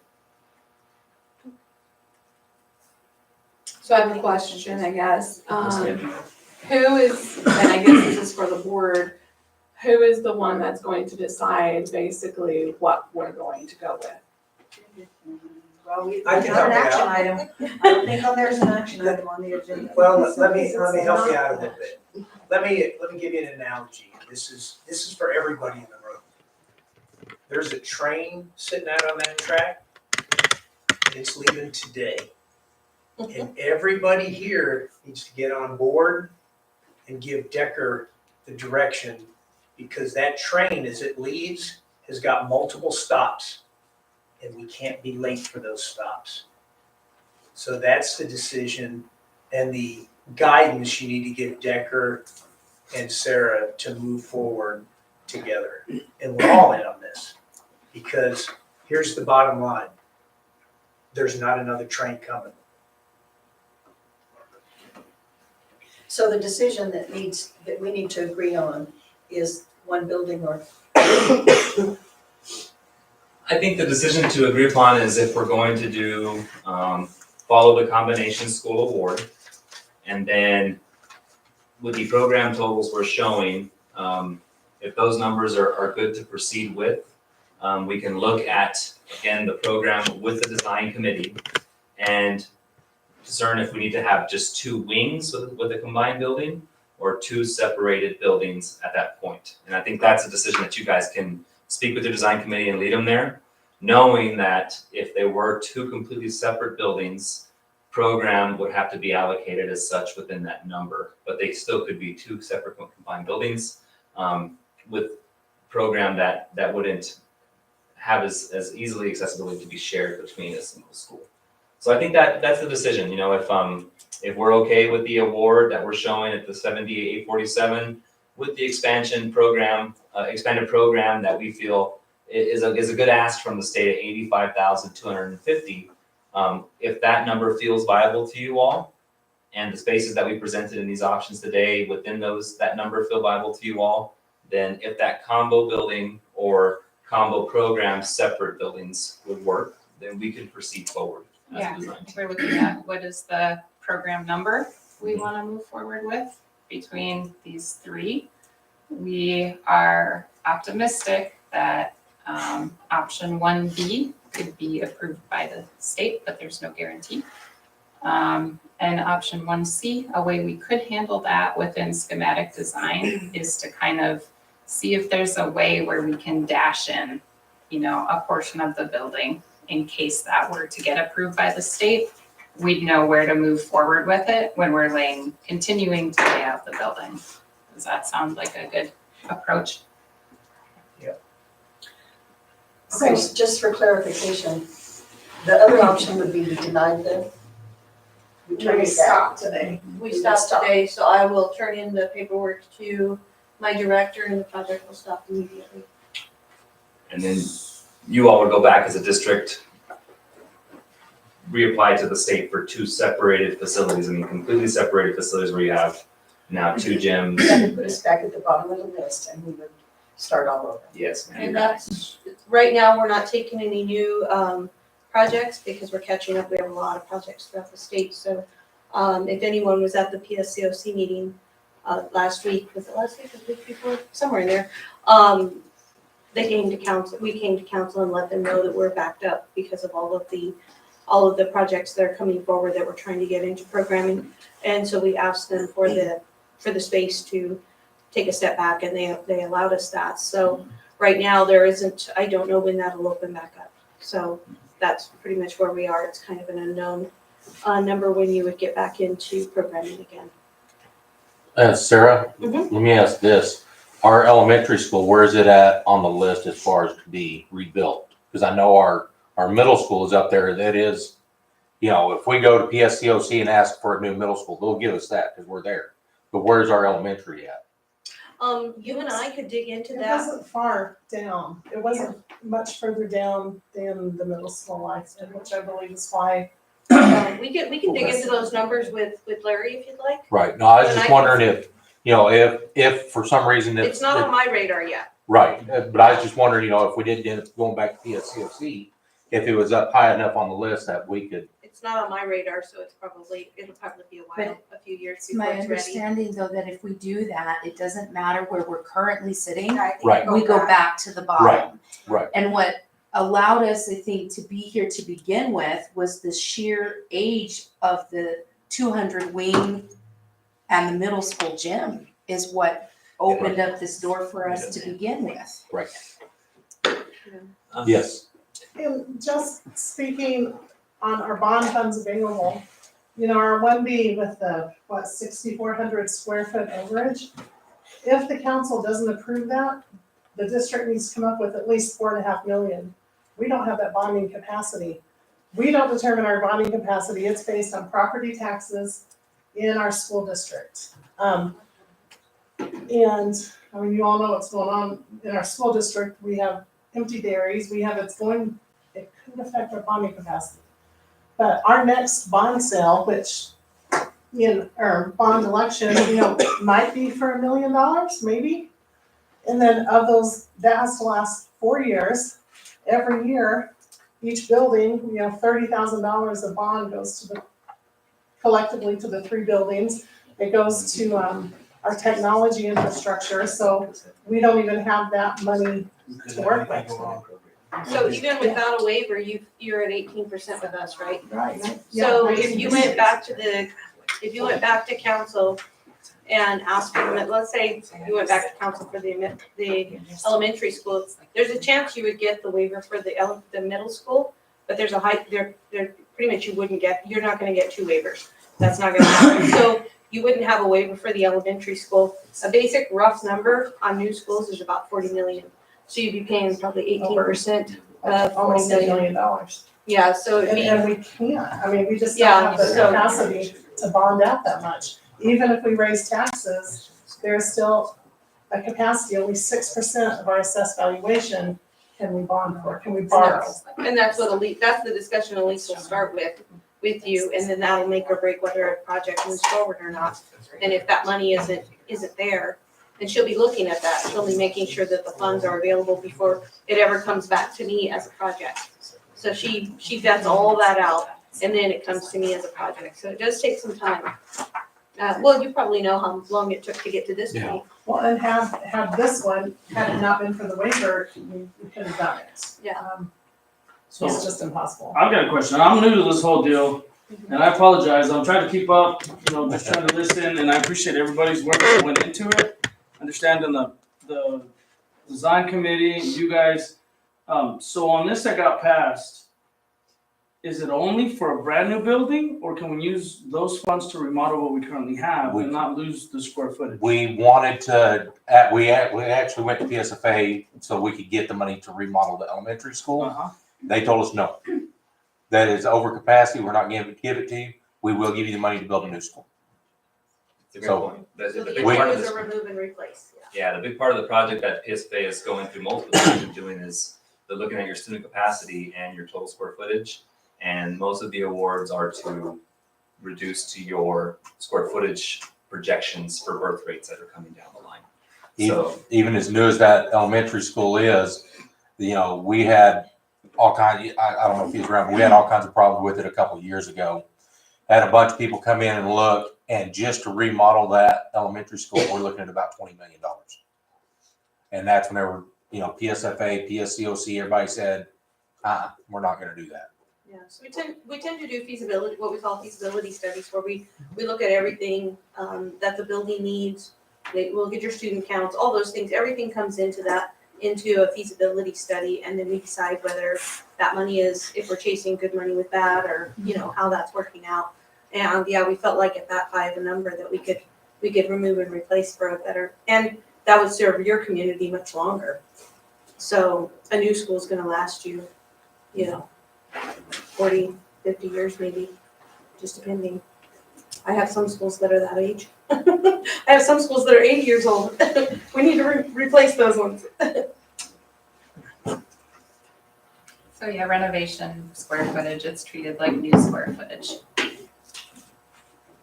But And yeah, if your this award was if this was to stop today, everything goes back to business as usual for school, or you get shut down in a year, 6 months, or Well, there's still the possibility of, we're being watched really hard right now by CID, the Construction Industry Division, because of all the units and stuff, all the problems we've been having with that down there at the elementary school. That is the whole reason why it got shut down to begin with. So we had to jump through a bunch of hoops, me as maintenance, Mrs. Harris, our former superintendent, everything. we went through all kinds of stuff just to get that building reopened. And that's whenever, you know, part of that process for them letting us back in there was we started this process of building a new building. You know, hey, we're wanting a new building. So I think that if we was to stop this process right now, word we get back to CID, they're gonna start making us start upgrading that today. To come in just for the HVAC on it, because it would be cheaper to start completely over than it would be to fix everything. I think that came in at somewhere right around 6 million. I don't remember exactly. Ms. Sarah, do you remember whenever we had that? I know it was in between 5 and 10, but Yeah. that's been a while since we got those So, prices. yeah, so again, the school district doesn't have that money, and that's just that. You know, we're not talking the lighting issues that we're having down there, because the lighting system that we have down there is ran off of a computer system. And that computer system is in version like 2.1.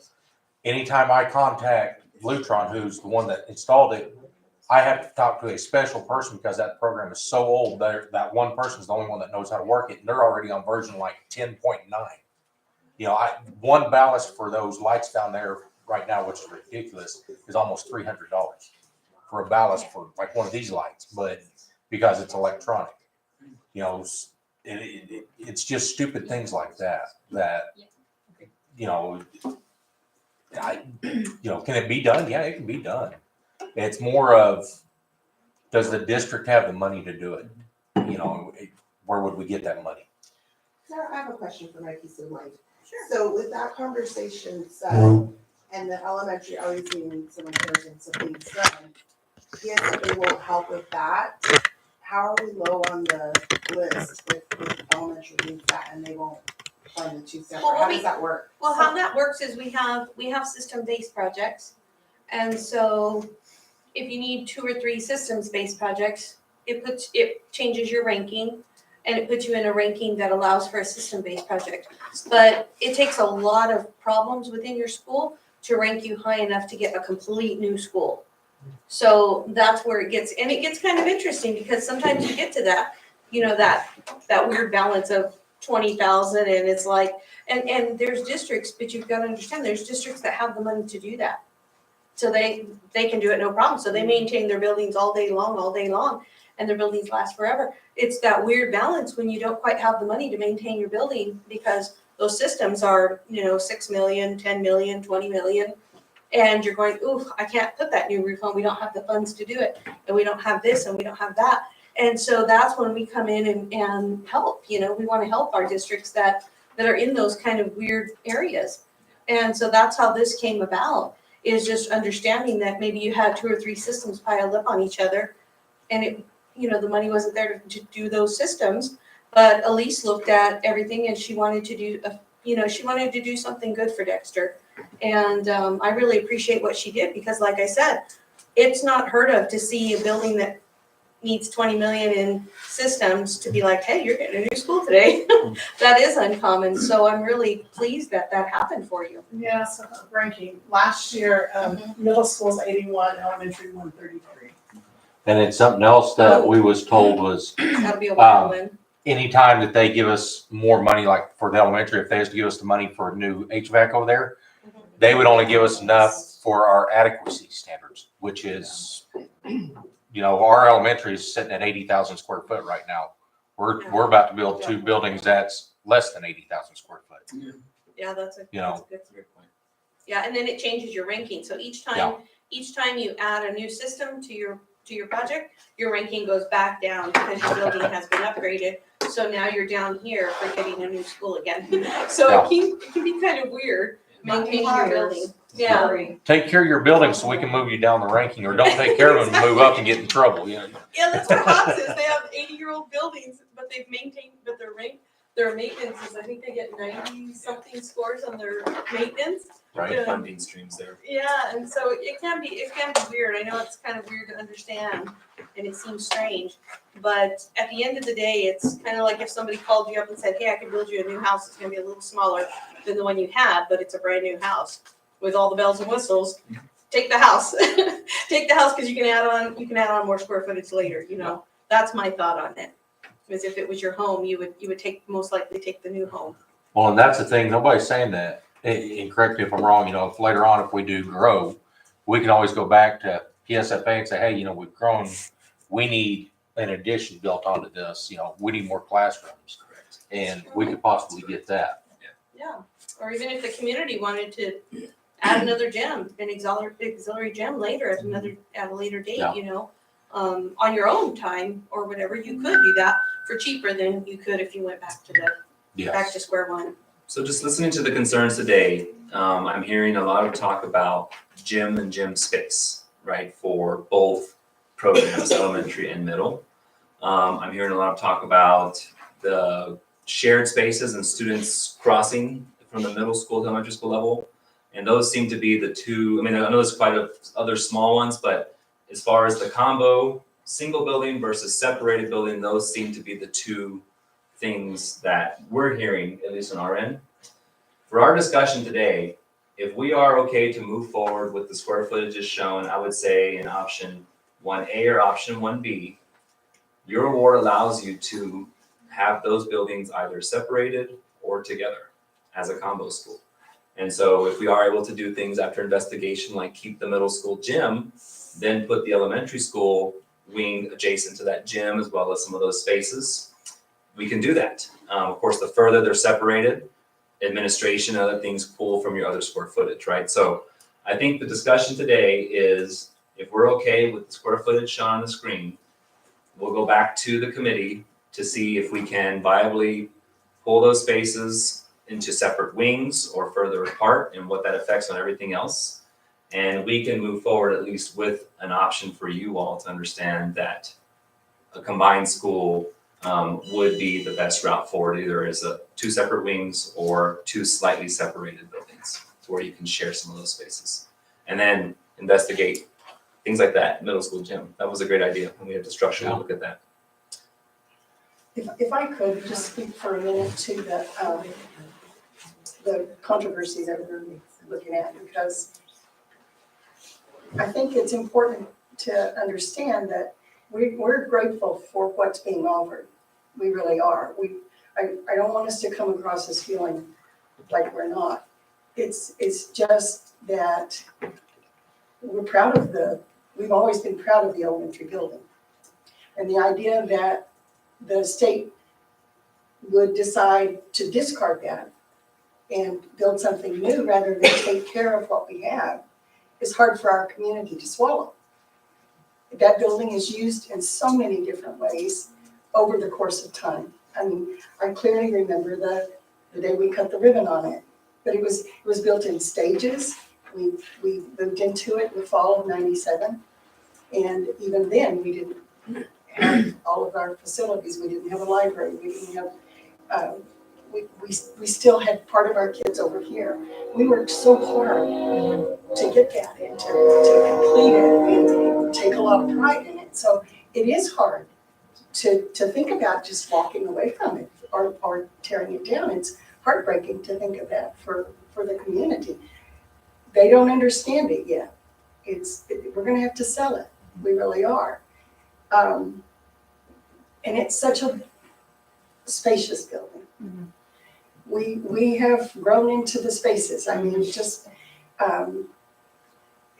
For my part, I was in the library and from the day it was open and until I retired. And we used it for so many different things. It was a marvelous space, and we were able to use it in many different ways. And so it's just hard to think of it not being used. It's not that we're not grateful for what we're being offered. And I think we have to change our mindset on it. And I don't think we can walk away from this opportunity because it puts us back in the starting over again. So we don't have it as an action item today. As a board, we can't vote on it. But there's no action because the architect, everything was already approved through the procurement process. Right. So now it's just, as it's expanding the committee to make decisions on which direction to take. So there's no action.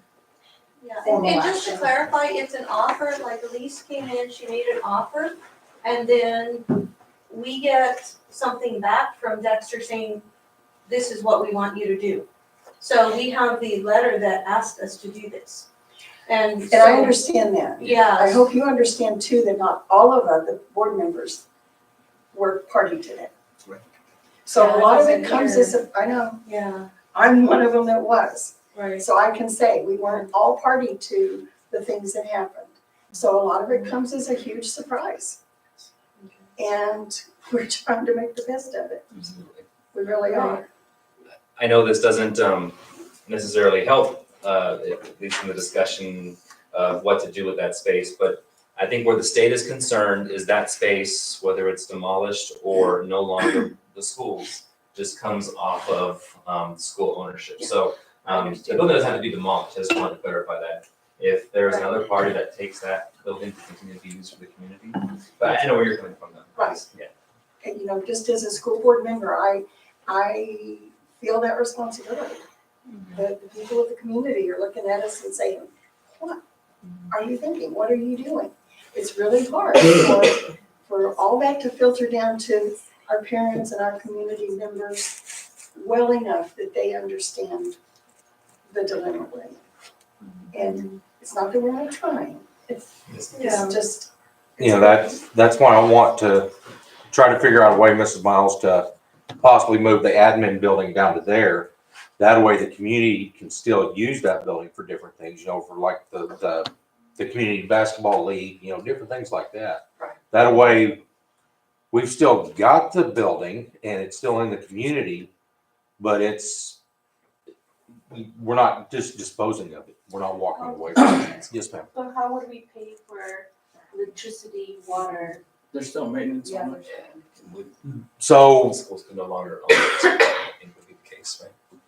They couldn't be on the school's books anymore. I don't think Students can't use it. student can't use it. Okay, Right. the administrative space. Yeah. right, so we still have, we couldn't use the monies that we use for the students, but like the stuff that, like we use for this building now, we would be able to use over there.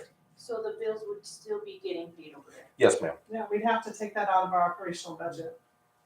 From what we understood when, yeah. So like the elementary school wasn't really on the roster to rebuild. So that's one thing I want to clarify too. It wasn't really on the roster. It's just Elise was like, hey, I've got an idea. And she was trying to think outside the box to help the community. But it really wasn't necessarily on the roster as a high ranking school at this point. So I think that was. But I mean, what we requested was help in taking care of it, helping in maintaining it. And I guess the middle school was the one that was ranking, that was in the ranking for replacement. so it is a unique opportunity. Yeah, so that's why it was kind of different how it all molded together, but yeah, but you don't have to tear it down, so, you know, and I think that what Chris is saying is a great opportunity. You know, and that's why I've been trying to do little things right now, you know, since we still have students in there, we can still use student money to do different things in there. You know, and that's why I've been trying to do things here and there as students are there, so that way, whenever we move the admin over there, we're not, oh my God, how do I come up with this money? So You know, it's too big for our 300 some students, but it's not too big for admin? It That's is, crazy. it is too big for admin, and that's why we'd have to figure out ways, that's just a way for us to keep it. So it's either Tear it down. admin keep it or we tear it down. I'd rather it be torn down and used just for admin, that's. And then as far as demolition, we would have to wait until PSFA offers those demolition awards again, because I don't know how what it would cost to demolish. So. And during that time that we're waiting for it to be demolished, we'd have to still do the upkeep on it, even though it wasn't being used. I thought that was the whole deal, that we couldn't do upkeep on it once we're out. Like, I thought that was the reason we did parking lot lights, was because we could fund it now. We could do all those things now because there's students there, but Right. from what I recall was we were doing those things because once we get these, you know, potentially new builds or new building, then no money can be funneled. That was what I was the reason we were putting money in those regards right now, so that when that time comes, we can no longer dump money in there. And I mean, I'm hearing this Regalado and I'm like, yeah, exactly. How can we say we can't put 300 kids in there, but we can put 10 people? That's why, and sustain that for 10 people? That's Well, what why. we'd end up having to do is shut wings down. Well, wouldn't we just shut the whole building down? Yes, until we tore it down, yes, ma'am. And what we'd have to do is, So even if, so only until we tear it down, we would have to have a body or 10 or whatever until we tear it down? no, we could vacate it completely, not put anybody over there and wait for the funding to demolish it. So, But during that time, say something happens over there, we're gonna have to fix it. We'd have to keep it up to a certain standard. Why would we have to do that if it's not housing anyone? Like, I guess that's where I'm confused, like, if it's not housing anyone, why would we have to upkeep it? Because say somebody goes over there and breaks into it while nobody's in there, even now, but I mean, we vacate it, somebody goes over there and breaks into it, starts living in it, starts a fire in there, burns down, we're on the line for it. If nobody's over there and something happens that, again, if it catches on fire, we're still on the hook for it. If a water line breaks while nobody's over there, and it floods the building, we're still on the line for it. I am super confused, honestly, that's troubling to me. okay, so We're kind of getting off track going that way. We need to let these folks know Yeah, where we want to go. Obviously, that's not a vote, so I mean, I don't know how we're gonna do this, write it on a paper, submit it, I don't know how the process needs to go. So I've got a Our question. design Dr. professionals Rachel's just right. need guidance. We need to just move forward. So the middle school, so this, what started everything was the middle school, why don't we just completely focus on the middle school, not mess with the elementary? And then you don't have to worry about 5 rooms versus 6 rooms, like we were talking a bit ago, and everybody's happy with elementary right now. 75,000 square feet versus 48,000. I know in the original presentation, there were foundation issues with the elementary school. And mechanical issues and In like Sarah was addition saying, to the there's Several systems systems, there's several yeah. systems in need of an It's just update. they weren't gonna fund us. Foundational for- kind of ranks high. So what did we get funded for the middle school? It was funded as a combination award. So where middle school was higher up on the list to be replaced, It was in the ranking. it was in the ranking, and with the systems award or issues with the elementary school, it sounded like from the district's master plan, the decision was to combine the 2 schools for a single award, is the history that we The know. goal was to help the community, not harm the community. And we thought, well, they're just, right around the corner from needing something more, especially with so many systems issues. Foundational is a big deal. And so, So with the 1A, with the option 1A, the demolishing is part of that, is that included in there? Demolition is in our scope of work. Not So, the elementary building. just the middle school, I'm sorry. Not on elementary. yeah, you can keep it, You can keep it, you can get rid of it, it's your choice on that. We're- It just can't be used for students, yeah. So can that funds be transferred to the elementary? I don't know, that's a PSFA. So I was asking, since right now we are budgeted to include the middle school demolition and the round building demolition, if we aren't taking the round building out, can that fund be shifted to the elementary demolition? Maybe. It could potentially, I mean, I think it would, the one thing is that those are in the scope of work and that negotiation with BPSFA of shifting that scope of work to the other piece, because that MOU agreement is what is driving the entire decision of the project. So, but moving those buckets of numbers, the cost of demolishing that, it's gonna be different. I get that. But that, depending on what you guys decide to do with that school, that could be a part of the discussion. And that's something that we could have a discussion of later. I mean, we can move forward now and then start talking about, get into some conversations about that building and what maybe the community could use it for. Possibly, Right. maybe the city even wants it. I don't know. I don't know what that looks like, but yeah, if we can certainly talk about that at another date. That's totally I understandable. hate to drag it out, but I had a question come up earlier and I kind of, what would be the method of building while we're still using the building? how do we accommodate that? Yeah, so like looking at this diagram, and again, we've been putting big asterisks around this because we need the survey, but let's say we were gonna do something like this. Middle school students would move into a completed middle school building, kind of just, we build the middle schools in session here, they move into this building, this gets demolished, and then we build the elementary school. There's many ways to cut this, Yeah. or the elementary school somehow wing fits in that area that's behind the middle school and they're built in a single phase. That would be, with the survey and different things we determine, but that phasing discussion is very much a part of, what we know is the middle school students have nowhere to go during construction. So that school has to remain operational despite whichever path we take. Okay, thank you. Yes, ma'am. So we always keep students, in their location, we build their new school, then we move them, then we demo. So Sound like an it's all-stars. I love that. Okay, so back to the square footage, and I know, for today's discussion, and we don't have to make the decision today, but maybe you guys need to talk amongst yourselves. We've kind of gone through every single option for square footage, what the award means, what that would impact on your school design. If there isn't a consensus today, then, we can pause for a brief moment until there is a consensus made. Provide any additional information to make that decision. But, we feel, like I mentioned earlier, 1A and 1B are definitely viable options. 1B is the one we have to get approval for the combination school award that you have now. And in order to get that, you have to wait for In April. That would be the confirmation of the square footage, but for us, So you can keep moving. we feel comfortable moving with 1A and 1B, preferably 1B, which we feel that we could get that ask. So we'll actually design the space, finish programming, start the schematic design process, and just to get some conceptual images for those discussions. But the program would be vetted and discussed, the PSFA page turner, to see where all that square footage landed in your school. And then at that time, they would decide, we would recommend this moving forward for added square footage to your program.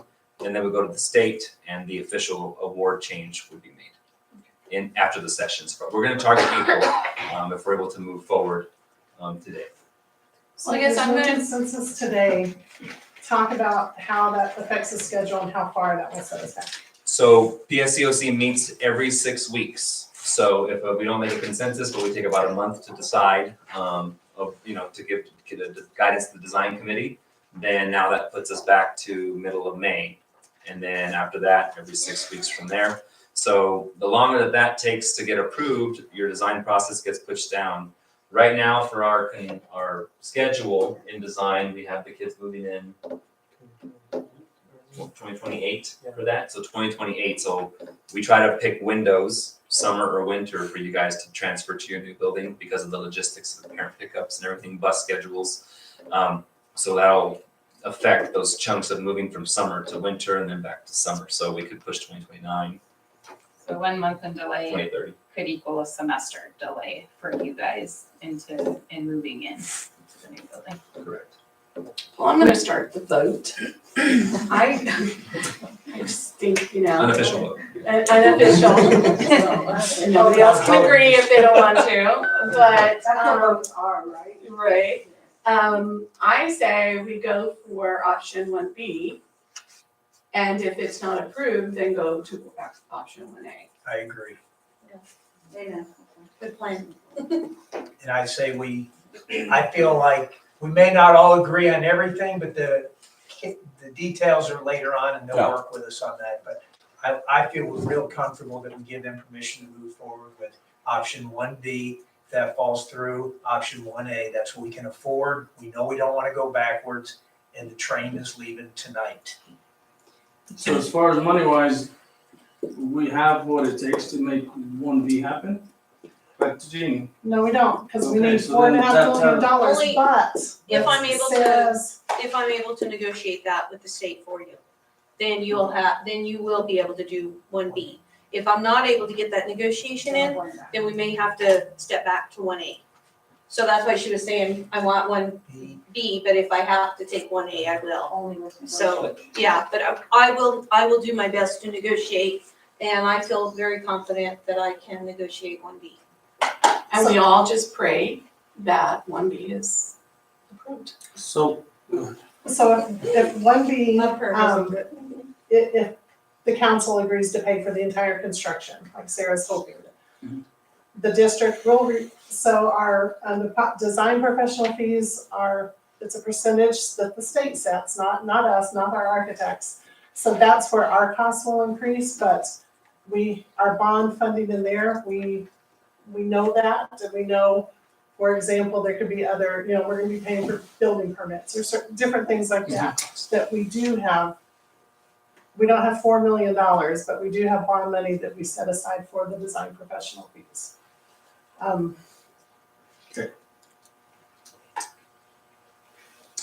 And I mean, you can see in that 1B column, the only areas that are increasing are those spaces that are listed there. And so the spaces on the left, even if we had to revert back to 78,000 square feet plus, then we would still have some of those base spaces that we discussed today at the size discussed. And we'll consider CTE space later. Is that right, Sarah? We'll put that on the expanded program, Sarah, for discussion. I think it should be on the table for discussion. You asked for that. Possibly an alternate or something, I don't know how you all wanna, We would probably, what we've been discussing is show that additional expanded space on the actual something that design. could shrink out if. Something that we could lop off if we don't get. Mhm. Okay. Sounds good.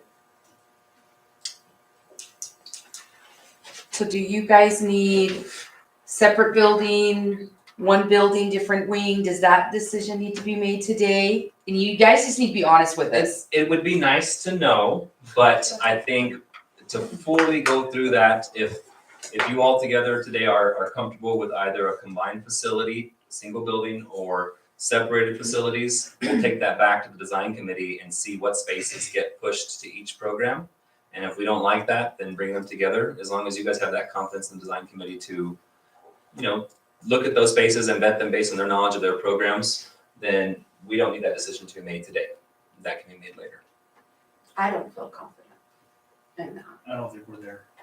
Separated or combined? Right, I Right. don't. I would like to see options. Yes, that would be our next step, is to say, okay, this space ends up over there, this space ends up over here, but we can still keep pushing forward at the square footage. But we wanna accept the reward of the. Yeah, oh, yeah.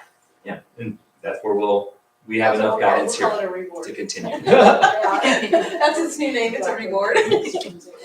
And we'll look then as far as the design committee progress at the approvals, once we have those diagrams in place. This is actually a really great workshop. Maybe we can have this before your community board meetings for the school board. That way, the community feels comfortable because you guys have seen and understood everything very detailed. So once the design committee gives us that direction, we can bring those options back and just have the confidence design committee say, we really like to go in this direction after we looked at everything. Does everybody feel good with that? Thank you guys so much. Thank you for your time. Yeah. Answering all the questions. I know it's a lot, so we appreciate it. Well- I don't know if we need to circle around and say what we want, or I don't know, break or. Well, I said what I want. I think everybody's comfortable moving forward with option 1B. And worst case scenario, we get 1A. Perfect. That's what we needed. And, growing up where I did, just down south of you guys, these things come around not very often. So taking the time to talk about this, get it right, feel comfortable about it. I was in elementary school and I had to eat with high schoolers. I know how that goes. So I know the feelings that come with that. And so we very much understand what you're feeling and what decisions are going to be made. We want to support that for you guys. So thank you all so much for having us. I have one thing to say. I want to thank you all for taking the time to look at everything, hash it all out. And I really want to let you know that there's empathy there from the state in regards to the fact that people were left out at some point. And so I hope that you can trust us and know that you're going to be a part of this community moving forward as we make these decisions with Decker and with Dexter administration and everybody all inclusive. And anybody can tell you that's worked a project with me, I'm highly transparent. So anything I know, anything I can bring to the table, I bring it right away. I think the Decker team's worked with me enough to know that as soon as something good is available on my side, I'm sharing it with everybody. You know, we've got things that we can help. I'm huge about advocating for the schools in New Mexico. I'm a parent. New Mexico's home base for me. I'm a native New Mexican, and so I visit other places frequently, and I see what other school districts have, what other communities have, and I want that for our home base. I want that for our kids. I'm a mom. I have a kid here too. So I want you all to know that I understand these decisions were hard and difficult, and I appreciate you all taking the time and looking at it from all aspects. And I hope that moving forward, we have your trust to bring you into this and work together with you, because that's our goal and that's what we want. So thank you guys so much for everything that you put into this tonight, and moving forward. There'll be a lot of decisions for you to make. It's an interesting journey when you're building new buildings, and construction is always fun. So thank you all so much for your time, your consideration, looking at it all inclusively. We appreciate that. Absolutely. Thank you, guys. Appreciate y'all. Thank you. Thank you, Team Decker. Thank you, everyone online. Thank you so much.